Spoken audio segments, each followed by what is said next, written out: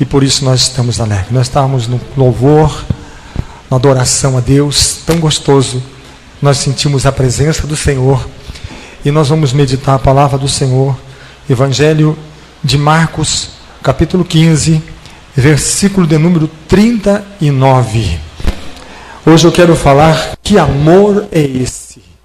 Que amor é esse? É o amor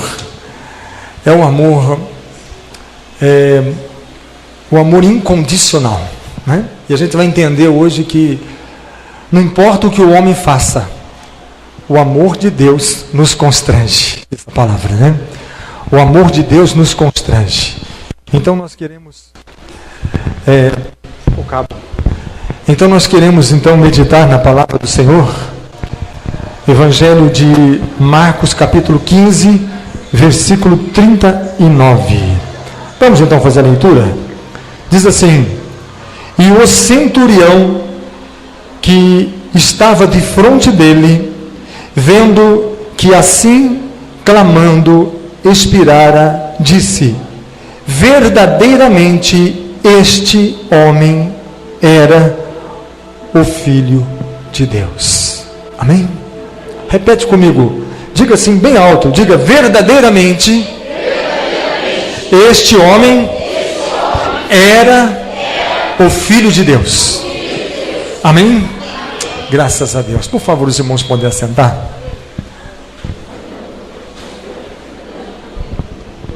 Que amor é esse? Eu vou falar um pouco hoje sobre um homem um centurião, que a Bíblia não identifica o nome do centurião, mas nós vamos hoje meditar um pouco sobre esse centurião, aquele que estava presente na crucificação de Jesus, quando Jesus foi preso, quando Jesus foi humilhado, castigado, quando Jesus foi crucificado. Este homem presenciou desde a prisão até a crucificação de Jesus. A Bíblia não diz o nome desse homem, não diz mais detalhes sobre ele, o que aconteceu depois disso, mas nós vamos meditar um pouquinho sobre este homem. Primeira coisa, centurião. O nome centurião era dado para definir um oficial que tinha sob o seu comando uma centúria. Centúria, ou seja, um batalhão de 100 homens. Um batalhão de 100 homens. E ele era o comandante desse batalhão. Nós vamos falar agora de um batalhão que foi designado por Pilatos para prender Jesus, para julgar Jesus e para levá-lo, conduzi-lo até a crucificação. Provavelmente este homem, o comandante desta guarnição romana, que prendeu, castigou, que crucificou Jesus, a história entende que esse homem deveria ter mais de 50 anos. Por quê? Porque era uma graduação que ele ia passando de soldado até ele chegar a um comandante. Eram as pessoas mais experientes, eram as pessoas mais cumpridoras dos seus deveres, eram aquelas pessoas que faziam o seu trabalho debaixo de uma obediência, de autoridade. Quando Jesus foi na casa daquele centurião, o centurião de longe mandou um recado para Jesus, dizendo assim: eu sou um homem que conheço a autoridade, porque tenho homens debaixo da minha autoridade e também estou sujeito à autoridade. Então o centurião só conseguia chegar a uma graduação de ser um superior ou ser um comandante de um exército, de um batalhão, aqueles que tinham obediência, aqueles que eram determinados em cumprir os seus deveres. E quando recebia uma ordem, ele era fiel em cumprir o seu dever. Outra coisa que nós também entendemos aqui, que ele estava ali juntamente com os seus soldados, com os 100 homens que estavam sob o seu comando, para manter a ordem e assegurar que a ordem de Pilatos fosse cumprida. Se nós pegarmos o versículo 44 do mesmo Evangelho de Marcos, capítulo 15, versículo de número 44, nós vamos ver: e Pilatos se admirou de que já estava morto. Foi quando José de Arimateia, o senador, foi pedir o corpo de Jesus para sepultamento. E ele admirou que Jesus já estivesse morto, mas ele não liberou o corpo, até que chamou, porque está escrito aqui: e chamando o centurião, perguntou-lhe se já havia muito que tinha morrido. Somente eu vou liberar depois com o centurião, porque é ele que está designado para cumprir o seu dever. Eu quero saber da boca dele. Então veja que era um homem que tinha acesso a Pilatos, a governadores, a homens de autoridade, e recebia autoridade e tinha que prestar conta daquilo que ele tinha sido designado. Mas uma coisa mudou a vida desse homem. Não tem muito detalhe por que mudou a vida dele, mas mudou. Aquele centurião, com anos de experiência como militar romano, que tinha visto muitas crucificações, mas nenhuma morte de cruz ele presenciou como a morte de Jesus. A ponto que da sua boca sai a seguinte declaração: verdadeiramente este homem era o Filho de Deus. Ele não era um judeu, ele não conhecia a Bíblia, não conhecia a Torá, não conhecia os profetas, não conhecia nada sobre a lei, mas alguma coisa ali, naquele momento, desde o momento que ele prendeu Jesus, ele acompanhou até a crucificação, e alguma coisa aconteceu. Ele viu alguma coisa que mudou o seu conceito, que mudou a sua opinião, que fez com que ele pudesse entender que aquele homem era o Filho de Deus. Então nós vamos ver aqui alguma coisa que esse homem viu, alguma coisa que aconteceu, que fez com que ele tivesse não simplesmente uma opinião, não tivesse apenas eu tenho aqui somente a minha opinião, ou eu acho, eu penso. Não, mas ele teve convicção, e nós vamos ver daqui a pouco por que ele teve essa convicção. Primeiramente, o que esse homem viu? O que ele viu é o que está escrito lá em 1 Pedro capítulo 2, versículos número 23 e 24. 1 Pedro, eu tenho certeza que essa palavra vai impactar você, vai tocar na sua vida. 1 Pedro capítulo 2, versículo 23 e 24, que diz assim: Pedro escreve em sua carta, dizendo assim, versículo 23, 1 Pedro 2, 23, diz assim: o qual, quando o injuriavam, não injuriava, e quando padecia, não ameaçava, mas entregava-se àquele que julga justamente, levando ele mesmo em seu corpo os nossos pecados sobre o madeiro, para que, mortos para os pecados, pudéssemos viver para a justiça, e pelas suas feridas fostes sarados.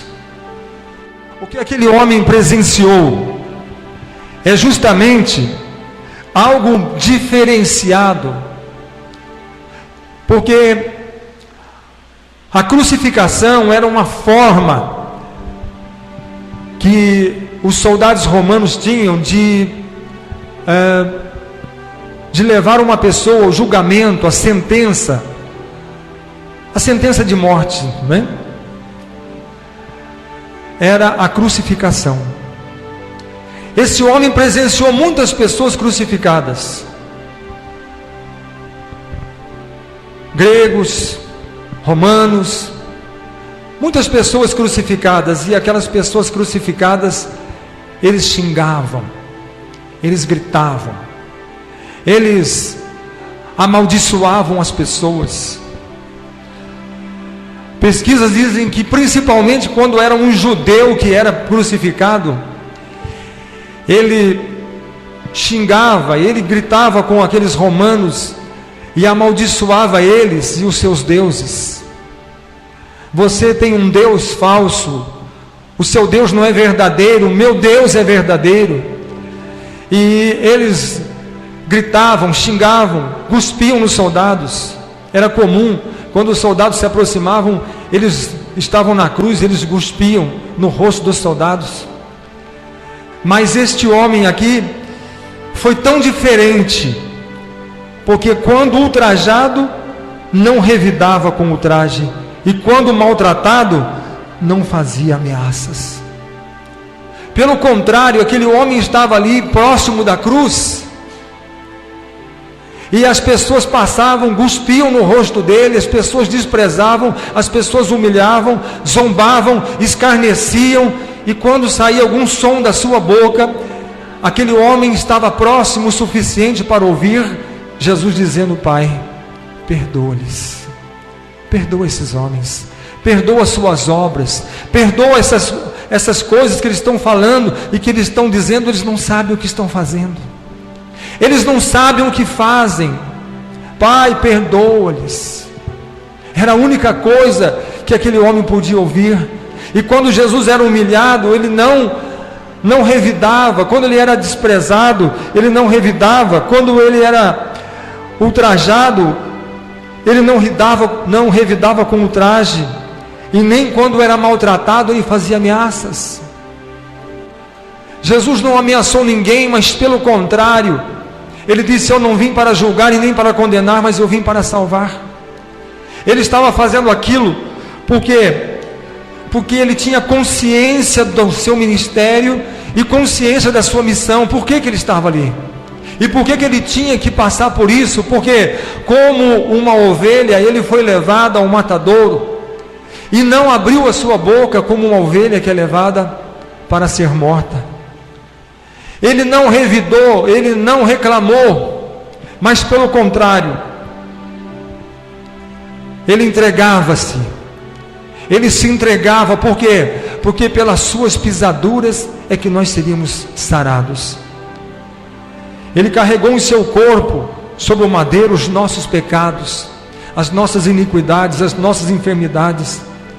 Então Jesus sabia que cada marca, cada açoite, cada ferida que se fazia no seu corpo e cada gota do seu sangue que era derramada era preciosa para salvar a humanidade, para salvar o pecador, para salvar o perdido, para levantar o cansado, o fraco, o necessitado. Outra coisa que este homem viu, a palavra de Deus diz assim, que desde que Jesus saiu para ser crucificado e atravessou a via dolorosa, uma multidão de pessoas, uma multidão apaixonada por aquele homem, um homem desfigurado, com uma coroa de espinho na sua cabeça, arrastando uma cruz, mas uma multidão de pessoas estavam ali, chorando, mulheres que choravam, batiam no peito e se lamentavam.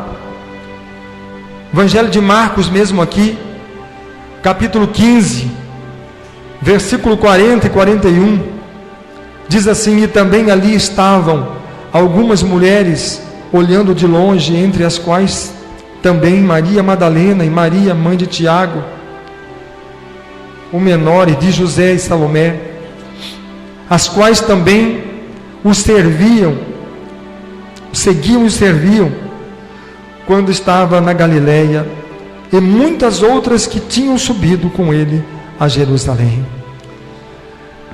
Havia, depois a Bíblia fala que uma multidão saiu lamentando e chorando. Nunca se viu uma crucificação em que havia pessoas apaixonadas por aquele que estava sendo crucificado.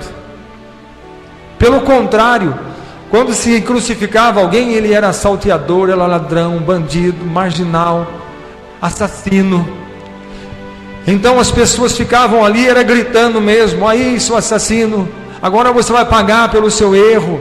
Porque eram pessoas que tinham sido vítimas, famílias que tinham sido vítimas, pessoas, mulheres que estavam ali viúvas porque seus maridos tinham sido assassinados, crianças órfãos, pessoas que estavam ali porque tinham sido roubadas ou tinham sido de alguma forma prejudicada por aquele malfeitor. Então as pessoas estavam ali mais para torcer e mais para assistir o seu juízo, a sua morte, mais para ver aí que está a sua recompensa, isso que você ganhou. E as pessoas estavam ali para acusá-lo, para incriminá-lo e para pedir justiça. Mas nunca se viu uma multidão apaixonada por aquele que estava lá sendo crucificado. Por que essa multidão apaixonada? Alguns tinham sido cegos e agora estavam vendo, outros tinham sido paralíticos e estavam ali andando, outros leprosos que estavam ali, outros que agora não eram mais leprosos, tinham sido curados, outros surdos, mudos, pessoas que tinham sido alcançadas, pessoas que estavam libertas, pessoas que estavam abençoadas, pessoas que tinham sido curadas e alcançadas pelo poder dele. Um homem que só fez o bem, andou por toda parte fazendo bem, porque o Senhor estava com ele, o Espírito de Deus estava com ele, e a virtude para curar estava sobre ele. E por onde ele passava, as pessoas iam sendo tocadas, alcançadas, libertas, abençoadas, transformadas e restauradas. Um homem puro, perfeito, que não tinha erro, que não tinha defeito. Um homem santo, que andava sobre as águas. Um homem que fazia o vento e o mar se aquietar, que transformava a água em vinho e multiplicava pães e peixes. Homem que trazia o reino de Deus e a misericórdia de Deus e o amor de Deus para a humanidade. Pessoas que se aproximavam dele sentiam a paz, porque ele era o príncipe da paz. E o seu nome será maravilhoso, conselheiro, Deus forte, Pai da eternidade, príncipe da paz. E as pessoas que chegavam perto dele não podiam sentir outra coisa a não ser aquilo que ele era, a sua personalidade, as suas características. É maravilhoso contemplar Jesus, ouvir Jesus. Quando ele pregou o sermão da montanha, a Bíblia diz que milhares e milhares de pessoas vieram e subiram ao monte, sentaram aos pés do monte e ficaram ouvindo Jesus anunciando. Foi o mais belo sermão, a mais bela palavra que um homem já pôde ouvir na sua vida. O chamado sermão da montanha, que Jesus ensinou o amor de Deus, o poder de Deus e o reino de Deus para os homens. Jesus trazia para si os cansados. Ele disse: vinde a mim todos vós que estáis cansados e oprimidos, e eu vos aliviarei. Era aquele que aliviava a dor, o sofrimento, o cansaço, a tristeza, a angústia, a frustração. Levantava o cansado, colocava de pé o caído, trazia restauração, renovação, trazia vida, trazia esperança. Ele disse: o ladrão veio roubar, matar, destruir, mas eu vim para que tenham vida e a tenham com abundância. Aquele homem que trazia o reino, trazia esperança, trazia alegria, trazia paz. Agora uma multidão apaixonada por aquele homem estava chorando, estavam ali se lamentando, porque isso estava acontecendo. Eu não consigo entender. Muitas pessoas diziam: por que um homem desse está passando por isso? Isso é para passar pessoas ruins, pessoas más, pessoas perversas, maldosas. E por que este homem está passando por isso? Por que ele está sofrendo tudo isso? Por que estão fazendo tudo isso com ele? havia uma interrogação, e as pessoas, por quê? Não estou entendendo, a multidão não entendia, mas estava lamentando, uma multidão apaixonada, estava lamentando, por que isso aconteceu?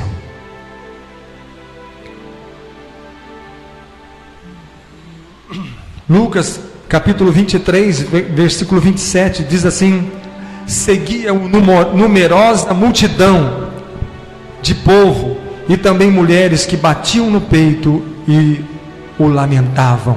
Lucas 23, versículo 27. Quando esse homem começou a ver essas coisas, eu não sei, que coisa diferente que está acontecendo nessa crucificação. Este homem é diferente. Quando estava sendo julgado por Pilatos, o centurião olhava: que homem é esse? Por que ele está calado? Por que ele não está desesperado? Ao mesmo tempo que ele não apresentava um argumento de defesa, ele apresentava uma paz tão grande. Eu não sei por que uma pessoa que está no corredor da morte, está para ser morto, consegue ter tanta paz assim. Sabe por que ele tinha paz? Primeiro porque ele é a ressurreição e a vida. Quem crê em mim, ainda que esteja morto, viverá, porque eu sou a ressurreição e a vida. Segundo, ele disse: derrubem este templo, em 3 dias eu o edificarei. Significava o quê? Que ele não temia a morte. Por quê? Porque até da morte ele seria Senhor. E de repente aquele homem está ali e diz: eu não estou entendendo muita coisa, mas eu estou achando tão diferente este julgamento, esta prisão. Imagine quando foram prender Jesus, no momento da prisão, este homem viu quando Pedro puxou a sua espada e deu um golpe num soldado. O soldado desviou, a espada passou, cortou a orelha, caiu no chão. Imagine, Jesus abaixou, pegou a orelha dele e colocou no lugar. Disse: Pedro, guarda a tua espada, porque quem com espada fere, com espada será ferido. Eu posso rogar ao meu Pai, Ele enviaria 12 legiões de anjos, me livraria, mas eu preciso beber esse cálice. E pela primeira vez aquele homem disse: eu nunca vi isso. Eu estou prendendo um prisioneiro que, quando um dos meus soldados foi atacado, o que ele fez? Ele se colocou do lado do seu inimigo, do lado daquele que veio para o prender, daquele que veio para ferir, daquele que veio para o magoar, aquele que veio para o castigar, para o matar. Ele estava do lado do inimigo? Não, ele não está do lado do inimigo. Jesus estava do lado, sabe de quem? Do homem, do ser humano, porque ele veio para os pecadores. Ele veio para que todo aquele que crer possa receber o seu perdão e possa receber o seu amor. Jesus veio para aquele que blasfema contra ele, aquele que é ateu: eu não creio em Deus, eu não creio em Jesus. Jesus disse: não tem importância, mas eu morri por você. Eu não creio, mas não tem problema, mas foi por você que eu também fiz isso. O que mais esse homem presenciou? Ele viu também a reação da natureza. Ele nunca presenciou uma crucificação. Quando chegou meio-dia, o que aconteceu? O sol escureceu e se fez trevas. Mateus capítulo 27, versículo 45 diz assim: e desde a hora sexta houve trevas sobre a terra, sobre toda a terra, até a hora 9. Meio-dia, a terra estava escura, numa escuridão total. O que mais que esse homem presenciou? Mateus 27, 50. E Jesus, clamando outra vez, com grande voz, entregou o seu espírito. E começou o quê? A tremer. Houve um terremoto. raios, relâmpagos, houve a natureza, houve algo assustador. Eu nunca vi nada semelhante a isso. Eu nunca vi nada semelhante a isso. E em meio aquelas pessoas que estavam amedrontadas, assustadas, Mateus capítulo 27, versículo 54, Mateus fala assim: e o centurião e os que com ele guardavam a Jesus, vendo o terremoto e as coisas que haviam sucedido, tiveram grande temor e disseram: verdadeiramente este era o Filho de Deus. Eu estou entendendo que este homem é o Filho de Deus. E agora está dizendo assim, ainda vai mais além, porque Mateus está dizendo assim, que o centurião e os que com ele, o seu batalhão, o seu centúrio, ou o seu batalhão de 100 homens, juntamente com ele estavam espantados. Todos temeram e tiveram grande temor. Ainda mais um pouquinho, o que esse homem sentiu? Primeiramente, nós vemos que a declaração do centurião demonstra sua conclusão a respeito de Jesus e quem ele realmente era. E ele faz publicamente uma confissão diante de Jesus crucificado. Ele não foi dormir, depois pensou direito na casa dele, mas diante da cruz e diante de Jesus, com uma coroa de espinho e morto, ele faz uma declaração. Ele disse: verdadeiramente esse homem era o Filho de Deus. E essa declaração, ela é profunda. Por quê? Porque ela envolve adoração, ela envolve reconhecimento.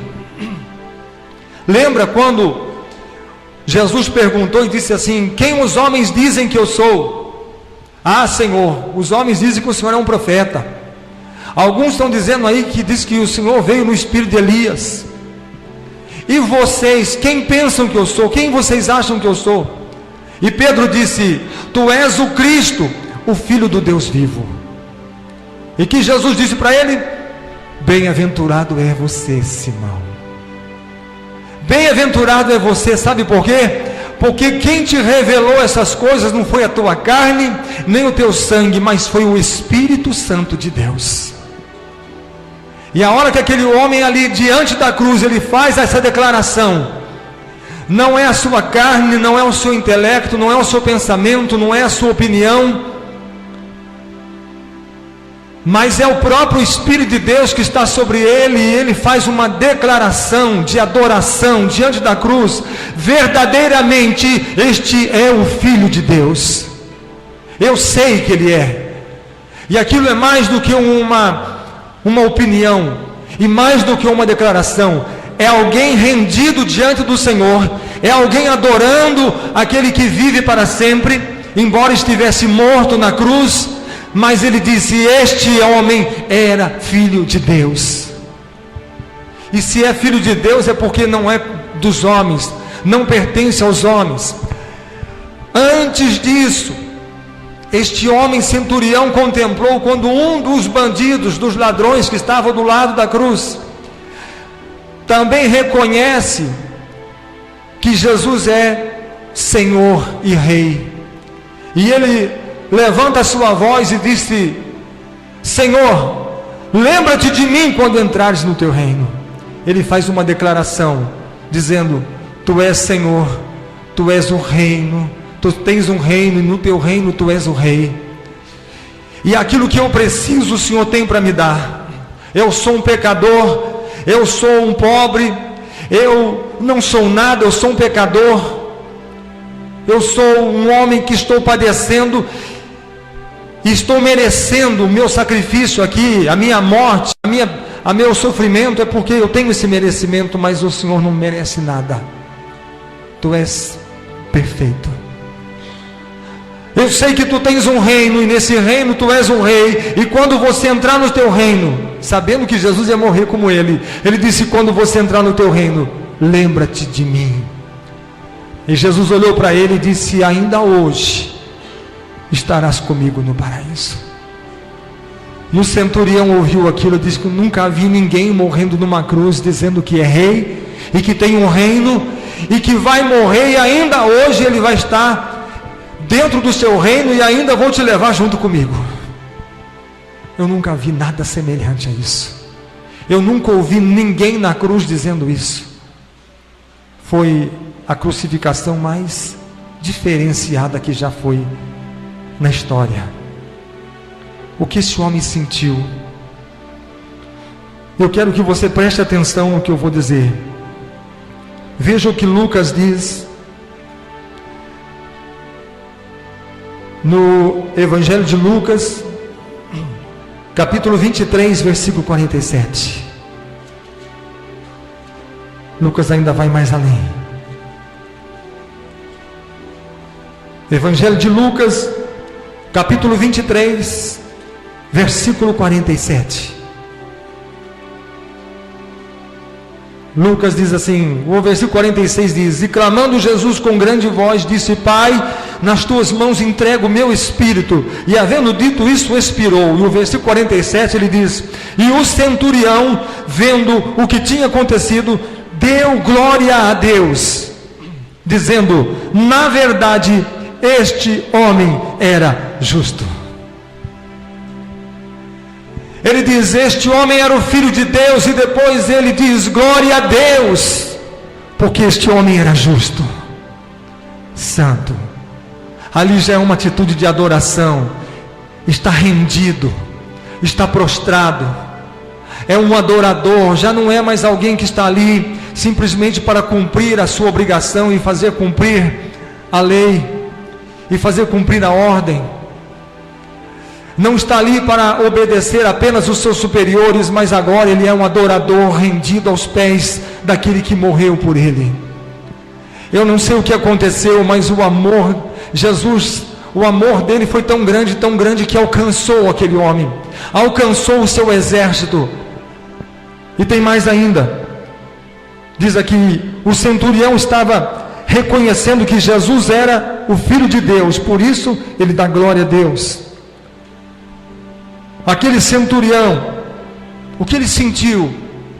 A Bíblia não diz o que ele sentiu, mas diz que ele reconheceu e glorificou a Deus. Um romano, não era um judeu, mas um romano glorificando a Deus. Quando Jesus disse: Pai, está tudo consumado.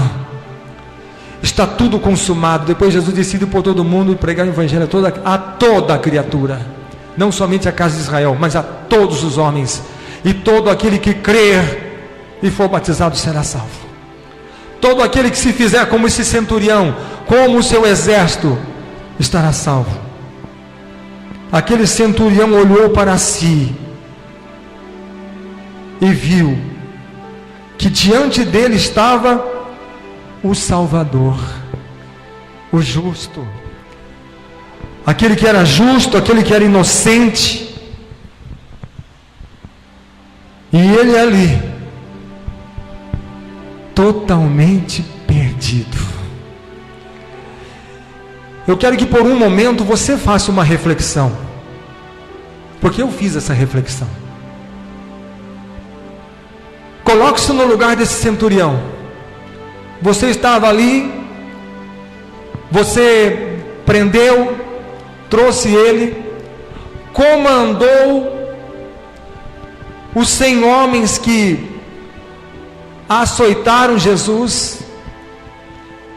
Isaías 52 diz: ele ficou desfigurado como nenhum outro jamais ficou. Eles agrediram tanto, eles afligiram tanto,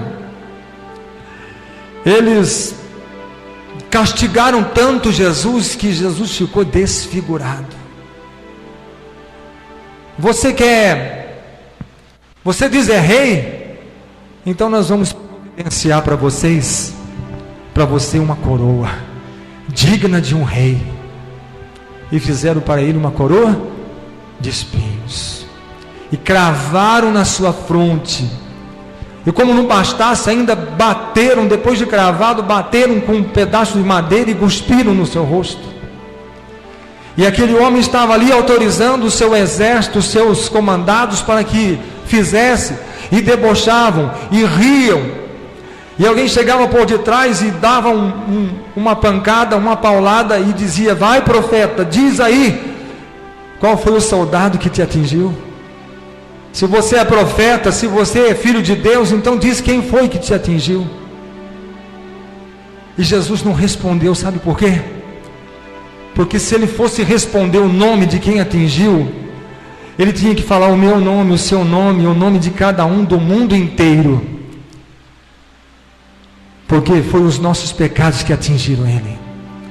Foi a nossa iniquidade, porque ele tomou sobre si os nossos pecados, e pelas nossas iniquidades, as nossas enfermidades, pelos nossos pecados, é que ele foi levado ao matadouro. E ele não abriu a sua boca.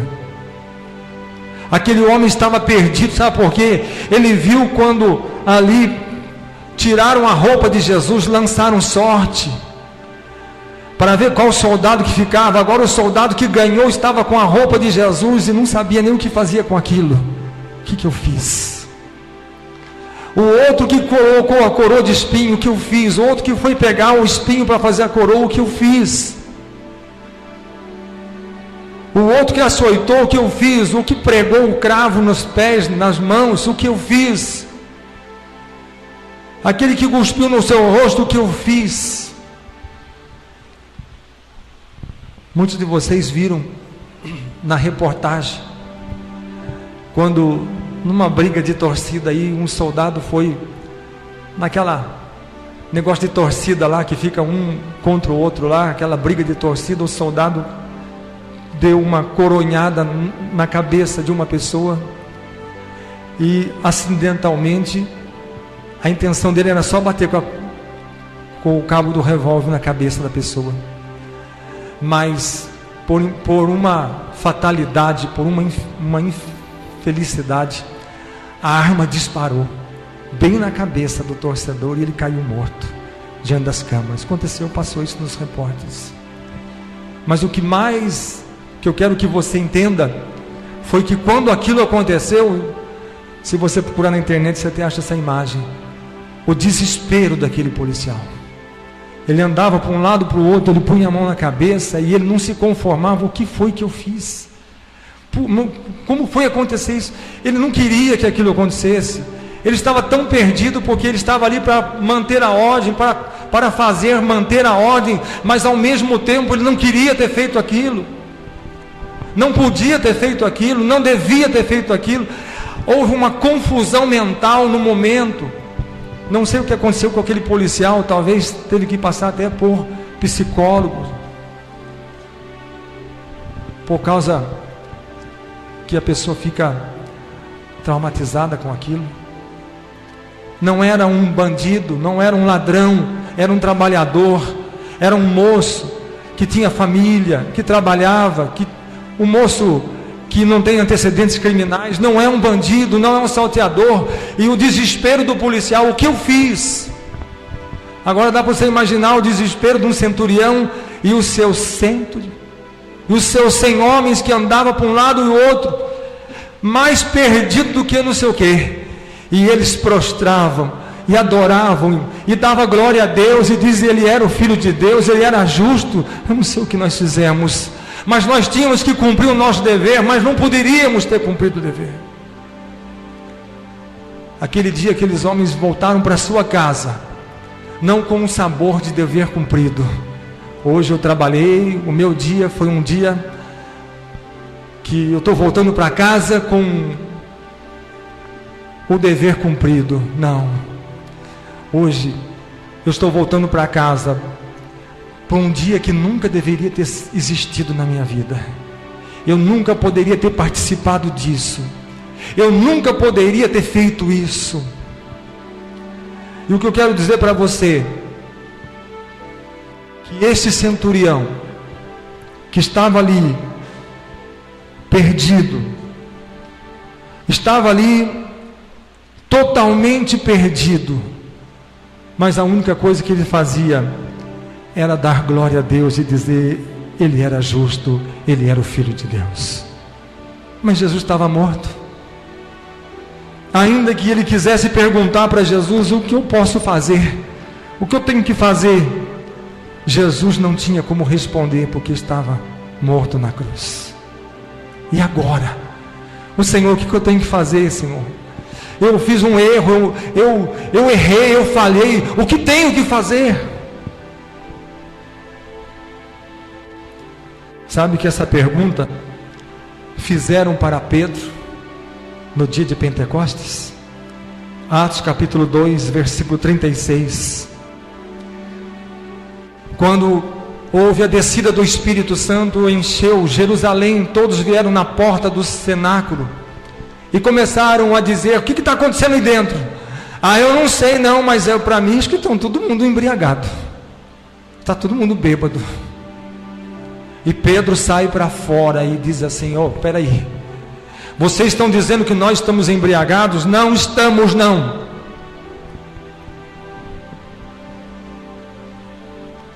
Vai lá, esteja absolutamente certa. Atos capítulo 2, versículo de número 36, olha o que diz. Atos 2, 36. Saiba com certeza, tem versões que falam assim, esteja absolutamente certa, pois toda a casa de Israel, de que este Jesus, que vós crucificastes, Deus o fez Senhor e Cristo. Começou assim, o 36, o 37, ouvindo eles estas coisas, compungiu-se-lhes o coração, ficaram que nem o centurião, perdido, não sabendo o que fazer. E diz o versículo 37, compungiu-lhe o coração, e perguntaram a Pedro e aos demais apóstolos, que faremos, irmãos? E agora? Vocês mataram Jesus, mas Deus o fez Senhor e Cristo. E eles disseram, e agora? O que nós vamos fazer?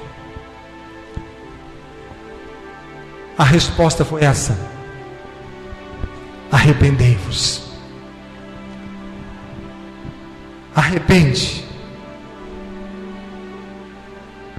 O que nós faremos, irmãos? E disse-lhe Pedro, arrependei-vos e cada um de vós sejam batizados. Sabe, esta pergunta que esteve no coração do centurião, que esteve com os filhos na casa de Israel, talvez essa pergunta possa estar no seu coração hoje: que faremos? Que faremos?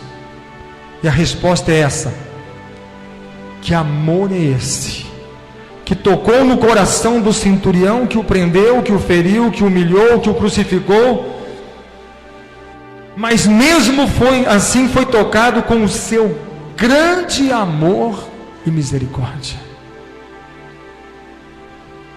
A minha oração é que esse grande amor possa tocar o seu coração e que você possa, como o centurião, dar glória a Deus e reconhecer que Ele é o Filho de Deus.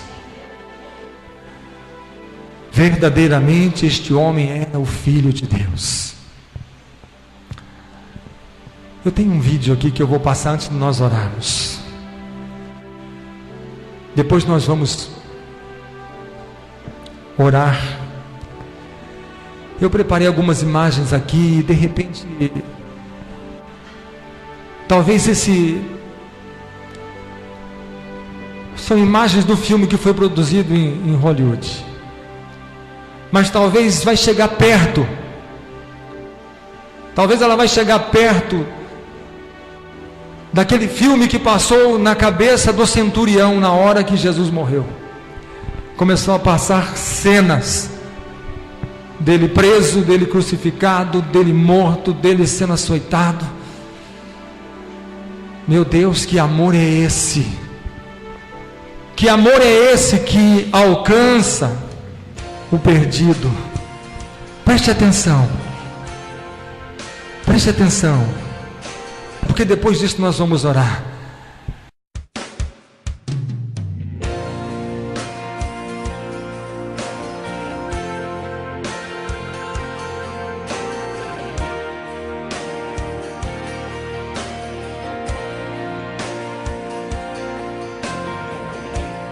Maltrapilho, ferido e machucado,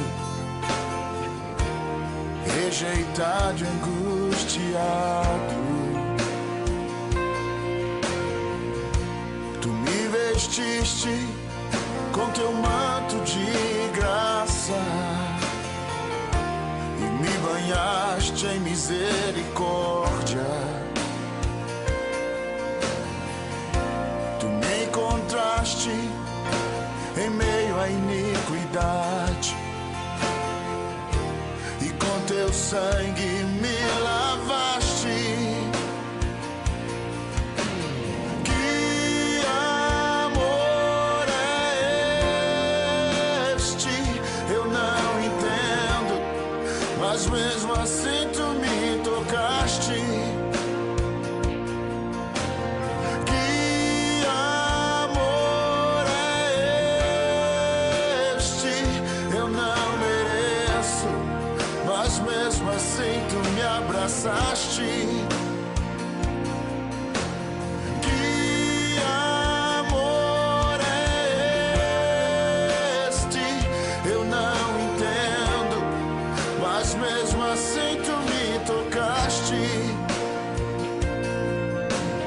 Que amor é este?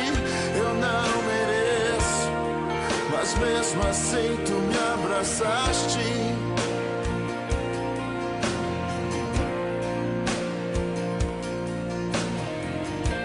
Meu coração tão duro como a pedra, mas mesmo assim tu me tocaste.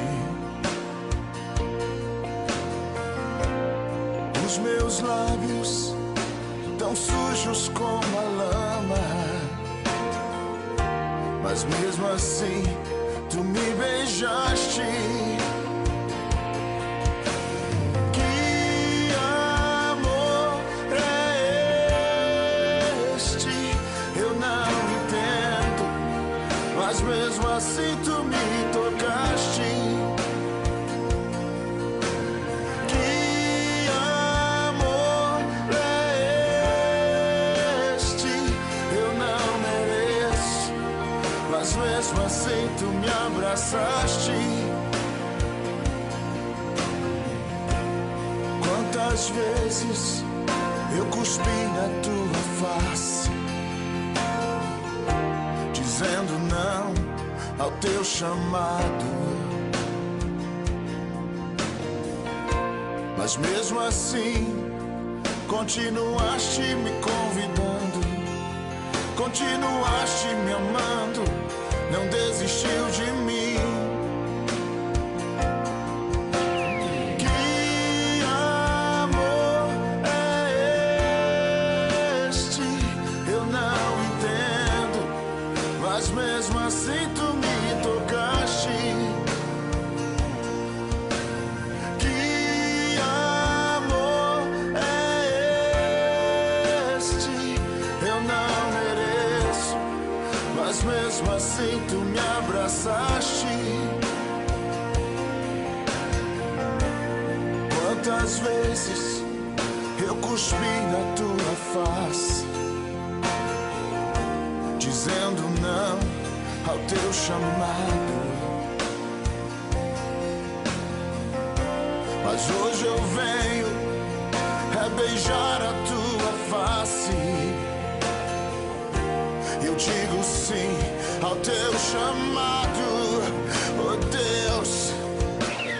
Que amor é este? Eu não entendo, mas mesmo assim tu me tocaste, Jesus. Que amor é este? Eu não mereço, mas mesmo assim tu me abraçaste. Que amor é esse? Que amor é esse? Um homem prostrado, reconhecendo. E eu pergunto, será que nós estamos prostrados reconhecendo? Como este homem reconheceu Jesus? Será que nós estamos entendendo como esse homem entendeu? Será que nós estamos totalmente rendidos como este homem rendeu? Eu nunca cuspi no rosto de Jesus. Eu nunca cuspi no rosto de Jesus, mas o hino diz: todas as vezes que nós rejeitamos o seu chamado, recusamos o seu chamado, nós cuspimos no seu rosto. Jesus está chamando, e quando ele disse: vinde a mim todos vós, cansados e oprimidos, que amor é esse? Se alguém que, vamos colocar em pé, se alguém que maltratou, prendeu, humilhou, desprezou, alguém que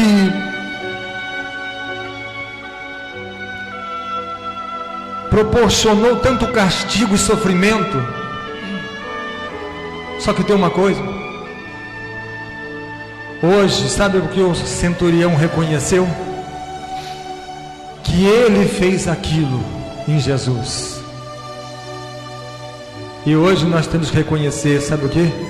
Que nós também fizemos isso. Porque foi por mim, ele suportou isso por você. Ele padeceu e sofreu e suportou isso porque ele te ama. E alguém disse assim: que amor é esse? Ninguém pode explicar o amor de Jesus. Porque mesmo aqueles que, diz a palavra, que a multidão saíram, batendo no peito, chorando e lamentando, porque ele era o Filho de Deus. Toda aquela multidão que assistiu saiu de lá tocada pelo amor dele. Que amor é esse? Que amor é esse que atinge, que alcança o coração do homem? Esse é o amor de Deus. Esse é o amor de Jesus. Foi por mim, foi por você, foi por cada um de nós que ele morreu e que ele deu a sua vida. Hoje nós temos que reconhecer como esse homem reconheceu. E antes de eu orar, eu quero só dizer mais uma coisa. Depois que esse homem passou por tudo isso, glorificou, rendeu e declarou que ele é o Filho de Deus, que ele é o Senhor, e deu glória a Deus,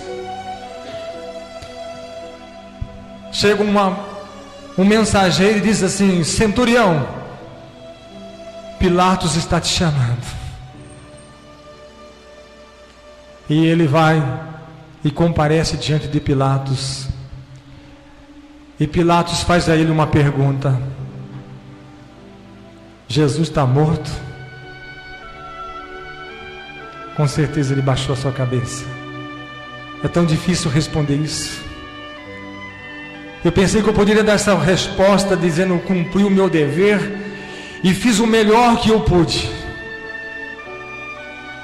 Só que a única coisa que ele podia dizer,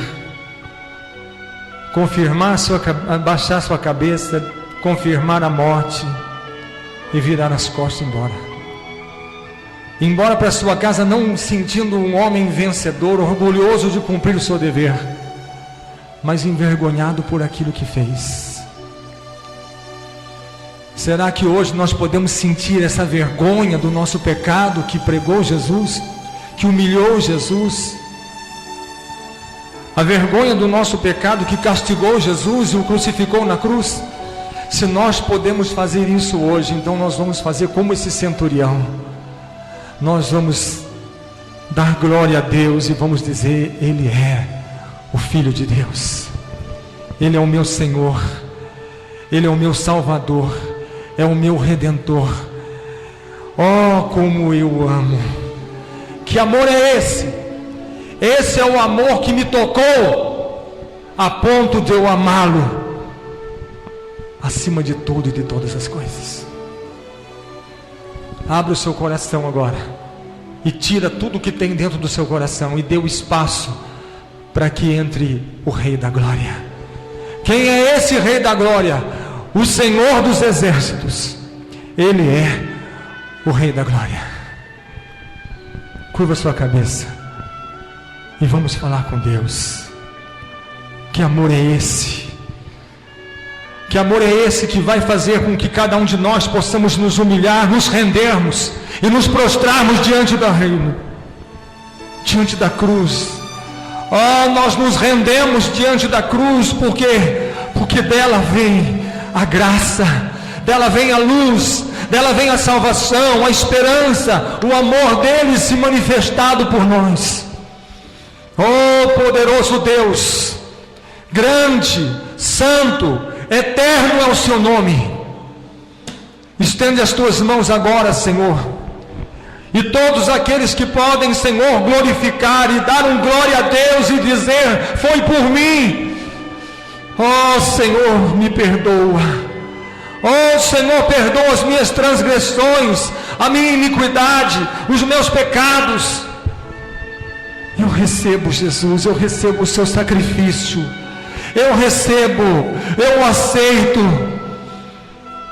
Eu estou, Senhor, como aquela multidão apaixonada, desesperada por amor ao Senhor, batendo no peito, chorando e lamentando. Ah, Ele é santo, Ele é puro, Ele é o Filho de Deus, Ele é perfeito, mas morreu em meu lugar, mas morreu pelos meus pecados. Oh, como eu amo! Oh, como eu amo! O meu coração, a minha alma o alegra. Oh, Ele tem alegrado o meu coração, a minha alma, porque foi por mim que Ele deu a sua vida, foi por mim que Ele entregou, foi por mim que Ele não abriu a sua boca. Oh, Ele estava do lado dos seus inimigos, Ele estava do lado dos seus adversários, Ele estava do lado daqueles que o faziam sofrer. Graças a Deus, Ele estava do nosso lado, do meu lado e do seu lado. Entregou a sua vida por nós e morreu como uma ovelha que é levada para a matança, um cordeiro que é levado para a matança. Ele não abriu a sua boca, mas entregou-se pelos nossos pecados. Ó Senhor, estenda as tuas mãos agora. Traz unção, poder, livramento, libertação. Cura, Senhor, os doentes, cura os enfermos, liberta os oprimidos, alcança os fracos, os cansados, os abatidos. Levanta, Senhor, nesta noite. Oh, meu Deus, aquele homem reconheceu que Jesus é o Senhor, é o Filho de Deus, e que todos nós possamos reconhecer nesta noite que Ele é o Senhor, Ele é o Filho de Deus, e possamos glorificar o Teu nome santo, ó Pai. Em nome do Senhor Jesus. Em nome do Senhor Jesus. Amém. Que a graça de Jesus, o amor de Deus, a comunhão e a consolação do Espírito Santo esteja sobre todos vós hoje e para sempre. Amém. Que amor é esse? Aplauda Jesus, o Rei dos Reis, o Senhor dos Senhores, aquele que vive para sempre, que tem todo o poder em cima dos céus, em cima da terra, embaixo da terra, e todo joelho se dobra, e toda língua confessa que Ele é o Senhor das nações, o Senhor dos povos, o Senhor. Aleluia, aleluia, adore-o, dê glória a Deus, glorifique o nome do Senhor, aplauda o Senhor Jesus, porque Ele é digno ao Cordeiro que foi morto, de receber o louvor, a honra, a glória, a majestade, o poder e o domínio para o século dos séculos. Aplauda o Senhor, dê o melhor que você tem a Ele e declare que Ele é o Senhor da sua vida. Aleluia, glória a Deus, glória a Jesus. Bendito é o nome do Senhor, bendito é o nome do Senhor. Amém. Dê um abraço à pessoa que está do seu lado e que amor é esse? É o amor de Jesus. Amém.